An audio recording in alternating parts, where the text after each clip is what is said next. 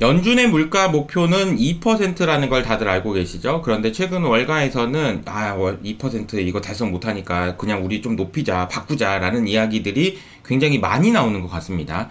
왜냐하면 어제 제퍼슨 연준 의원이 이거 목표치 바꾸면 큰일 납니다 라는 이야기를 하는 걸 보면 말이죠. 오늘은 제가 생각하는 진짜 시나리오를 말씀드려 보도록 하겠습니다. 자, 오늘 시장에 대한 이야기를 하고요. 그리고 연준 의원이 이제 2%에 대한 이야기를 했는데 이 내용 설명드리고 기저효과에 대한 이야기까지 해보도록 하겠습니다. 어제 시장은 반등을 했는데요. 장 후반으로 갈수록 상승폭이 축소되는 모습을 보였는데요. 다우가 0.2%, 나스닥이 0.6%, S&P 0.3% 상승했습니다. 자, 그림에 보시는 것처럼 테슬라가 5% 상승했는데요. 사실 테슬라만 아니라면은 이렇게까지 많이 상승했을 수 있을까라는 생각이 들어서 전체적으로 보면은 이 그림에서 보시는 것처럼요. 나스닥인데요. S&P 기준으로 보면은 전체적으로 이게 보면 다 파란색이잖아요.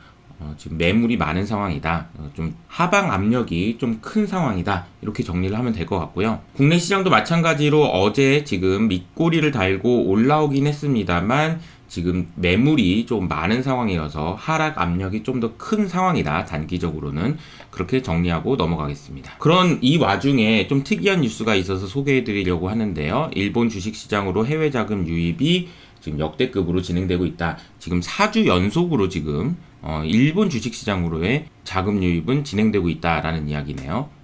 2019년 이후로는 가장 긴 자금 유입이라고 합니다. 어제 테슬라가 반등할 수 있었던 여러 가지 이유 중에 하나는 베를린 공장에서 모델 Y의 생산 속도가 6개월 내 2배 정도 올랐다라는 이야기가 나오고 있고요. 그리고 조만간 있을 마스터 플랜 3 공개 에서 반값 전기차 계획을 구체화할 수 있을 것이냐에 대한 기대감들이 지금 커지고 있는 상황이다. 그래서 다음 달 1일이죠. 그러니까 이제 내일입니다. 내일 저녁에 있을 테슬라의 투자자회나 인베스터 데이에서 어떤 이야기가 나올지에 대한 기대감들이 지금 반영되고 있어서 테슬라의 주가가 이렇게 5% 상승할 수 있었다라고 정리하고요. 매크로 변수를 보면은 일단 2년물 금리가 EBP 하락했습니다만 보시는 것처럼 윗꼬리가 달렸죠. 장중에는 4.8%를 넘어서기도 했습니다. 그래서 자세히 보시면 이런 그림인데요. 전고점이었던 11월에 있었던 전고점 수준을 지금 넘어선 상황이다 라고 보시면 되고요. 10년물 금리도 역시 EBP 하락하긴 했습니다만 3.9%를 기록했고요. 2년물 금리가 4.8%니까 거의 100bp 차이가 나는 겁니다. 지금 90bp 정도의 차이가 나고 있어서 또 이것 때문에 이제 장단기 금리차 역전이면 뭐 리세션이다 이런 얘기가 나올 수 있다라는 뉴스들이 어제 헤드라인을 장식했습니다. 채권 시장 이야기를 좀 전해드리도록 하겠는데요. 긴축 공포 때문에 무너지고 있다라는 표현이 지금 사용됐습니다. 지금 주식시장과는 다르게 채권 시장에 체감하는 그런 상황은 굉장히 안 좋은 상황이라는 거예요. 올해 기록적인 랠리를 펼쳤던 글로벌 채권 시장, 그러니까 작년에 채권 사세요 라고 얘기했던 사람들이 거봐 내가 말했지 이렇게 얘기했던 분들이 사실 지금 굉장히 다 무색해져 있는 상황이거든요. 금리가 많이 내려갔다가 거의 다 반등해가지고 채권으로는 먹을 게 하나도 없다 이런 얘기들이 나와요. 그래서 이 그림 보시면은 정부와 회사채의 지수를 보니까요, 올해 1월 달에 막 올랐어요. 와 좋다, 거봐 금리 내린다고 했지. 그런데 다 내려왔습니다. 정말 다 내려왔어요. 그리고 하이힐드 채권을 펀드 플로우는 지금 뭐 보시면은 하루도 빼놓지 않고 지금 매일 팔고 있는, 한 달도 빼놓지 않고 거의 매달 지금 팔고 있는 상황이다. 딱 한 달, 지금 1월달에 잠깐 올라왔다가 다 팔고 있는 거죠. 정크본드 스프레드도 다시 확대되고 있는 상황입니다. 자, 달러 인덱스는 어제 0.5% 하락했습니다. 105 정도 수준에서 눌림이 있을 수 있다라는 말씀을 드렸는데요. 어제 보여드렸던 그림이죠. 결과적으로 지금 달러 인덱스가 얼마나 여기서 더 올라갈 것인지 여부가 굉장히 좀 중요하다라고 말씀드렸었고, 결국 이 이야기는 2년물 금리가 여기서 더 치고 올라갈 것이냐로 따라서 결정될 건데, 2년물 금리가 더 올라갈 거라고 본다면 달러 인덱스도 올라갈 수 있어서 이 부분이 주의가 필요하다. 다만 105 정도 수준에서는 눌림이 있을 수 있다. 이렇게 정리하고 넘어가겠습니다. 유로화도 0.6% 오랜만에 반등을 했고요. 자, 어제 경제지표 나온 내용들을 보면은 내구재 수주가 마이너스 4.5%를 기록했습니다. 예상보다도 또 안 좋았긴 했는데 하락폭이 크죠? 근데 그 내용을 보면은 보잉에서의 그런 실적이 차이가 있어서 전달엔 좋았고 이번 달은 안 좋았고 이런 내용들이 포함되어 있습니다. 잠정주택 판매는 8.1%나 상승했는데요. 예상이 1%였다라는 걸 감안하면은 상당히 좋았던 거죠. 이 지표를 해석하는데도 좀 자세히 보셔야 되는 것이 이번에 잠정주택 판매 그리고 기존주택 판매를 보면은 기존주택 판매는 빠졌는데 잠정주택 판매는 이렇게 많이 늘어나가지고 이것을 어떻게 해석해야 되는지에 대한 논란은 있습니다만 예상보다 미국 경제가 좋다라는 거는 확실한 것 같아요. 그래서 이 그림에서 보시는 것처럼 작년 12월부터 1월달까지는 지금 이 지표는 서프라이즈 지수인데요.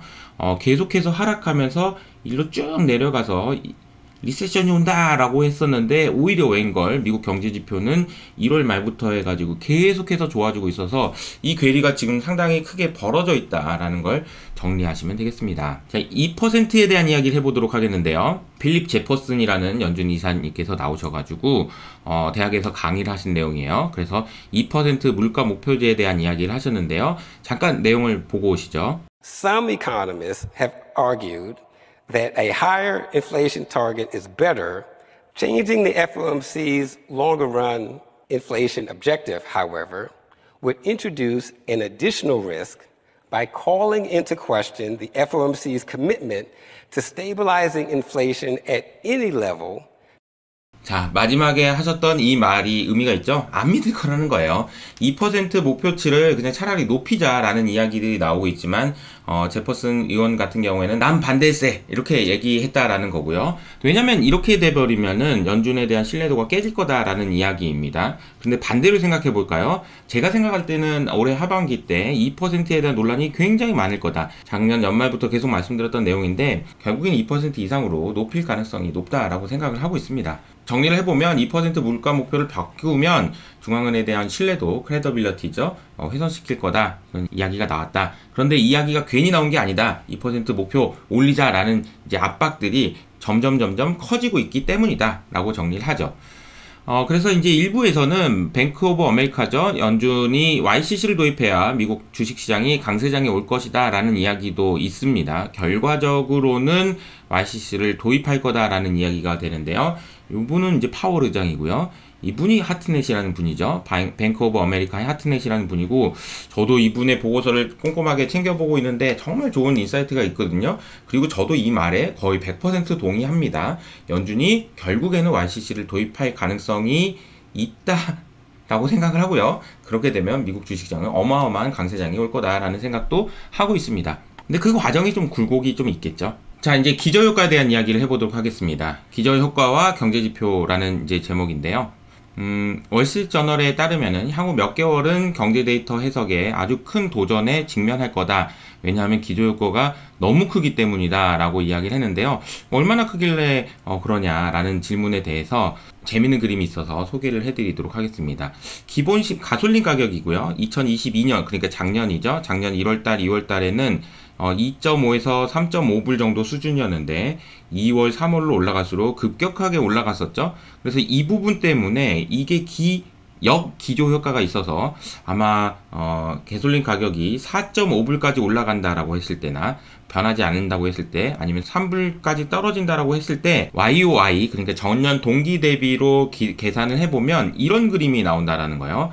4.5%까지 올라간다라는 시나리오에서도 YOY로는 이렇게 떨어질 수밖에 없고 3불까지 만약에 떨어진다라고 하면 무려 45%나 전년 동기 대비로는 올라가 있는 상황이라서 아마 이런 부분들을 감안해서 경제지표 해석을 해야 될 거다라는 이야기고요. 반대로 이야기하면은 웬만해서는 인플레이션이 올라가기보다는 아래쪽으로 내려갈 가능성이 크다라는 의미이기도 하죠. 그리고 러시아 우크라이나 전쟁 1년 동안에 시장의 변화가 어떻게 됐는지에 대해서 파이낸셜 타임즈에서 심층 기사가 나왔는데요. 2차 세계대전 이후로 가장 큰 전쟁이었고요. 여러 가지 불확실성이 있었는데 일단 천연가스 가격은 2022년 1월 달에 우크라이나 침공이 있은 이후로 급등 하다가 지금 고점 대비로는 85% 하락한 상황이고요. 곡물 가격 역시 마찬가지였죠. 작년 한 해 동안에 1분기 때 정말 많이 올랐었는데 지금 상황에서는 굉장히 많이 내려와 있는 상황입니다. 이게 대표적으로 밀 가격이고요. 밀 가격은 어제도 좀 크게 하락했다라는 소식이 전해지죠. 인플레이션에 대한 이야기들은 계속 나오고 있는 거죠. 그래서 금리는 계속 올라가고 있습니다. 전쟁은 아무래도 인플레이셔너리한 영향이 있기 때문에 전쟁에 따른 파급 효과가 지속되고 있다라고 보시는 게 맞는 것 같습니다. 그리고 전쟁 이후에 루블화는 급락했다가 다시 좀 회복을 했습니다만 다시 또 지금 최근에는 하락하고 있는 모습을 보여주고 있죠. 그리고 또 한 가지는 미국에서 유럽으로의 석유 수출은 계속 증가했다. 2021년에서 2022년 1월까지는 남색이고요. 2022년 전쟁 이후로는 하늘색인데 보시는 것처럼 많이 늘어났죠. 이것이 옐런 장관이 어제 우크라이나에까지 가서 이 전쟁은 우리의 전쟁이다 라고 이야기하는 배경이 아닐까라는 생각이 듭니다. 미국 입장에서는 뭐 너무 땡큐죠. 글로벌 공급망과 인플레이션에 대한 이야기도 나오는데요. 보시는 것처럼 글로벌 공급망은 빠른 속도로 회복 중이다. 중국에서 미국으로 가는 비용 자체는 2021년, 2022년에 급증했다가 다시 내려오는 구간 거의 다 내려온 상황이고요. 유럽에서 미국으로 가는 비용은 내려오긴 했습니다만 아직 기존에 비하면 2배 정도 수준으로 높은 상황이다라는 것도 확인할 수 있습니다. 미국에서요, 30대, 특히 30대들의 부채 부담이 크게 증가하고 있다라는 우려가 나오고 있는데요. 보시는 것처럼 지난 4분기 총 부채 잔액은 19년 대비해서 27%나 증가한 상황입니다. 그래서 얼마나 증가했나 봤더니 30대들의 부채가 이렇게 많이 증가했어요. 세대별로 봐도 X세대의 신용카드 잔고가 2020년 대비 좀 빠르게 올라가고 있는 상황입니다. 특히 밀레니얼 세대에 보이시죠? 노란색이 좀 많이 올라가고 있네요. 그리고 세대별로 90일 이상 신용카드 연체를 하는 사람들의 비중도 밀레니얼 세대들이 가장 빨리 3.5%까지 지금 올라와 있는 상황입니다. EU와 영국이 북아일랜드 관련된 협약을 합의했다라는 소식이 전해지는데요. 수낙 영국 총리가 새로운 챕터의 시작이다, 아주 기쁘다 라고 이야기한 것이 인상적이네요. 자, 어제 시장에서는 다행히 숨고르기가 진행된 것 같습니다. 달러도 105 정도 수준에서 덜컹, 2년물 금리도 윗꼬리를 달고 내려오는 모습을 보였으니까요. 하지만 인플레이션과 경기가 어떤 모습을 보일지를 예측하기가 상당히 어렵다라는 점을 감안하셔서 여러분들이 투자를 하시면 좋을 것 같다라는 생각을 말씀드리면서 오늘은 여기서 인사드리도록 하겠습니다. 지금까지 이호석 아카데미였습니다. 감사합니다.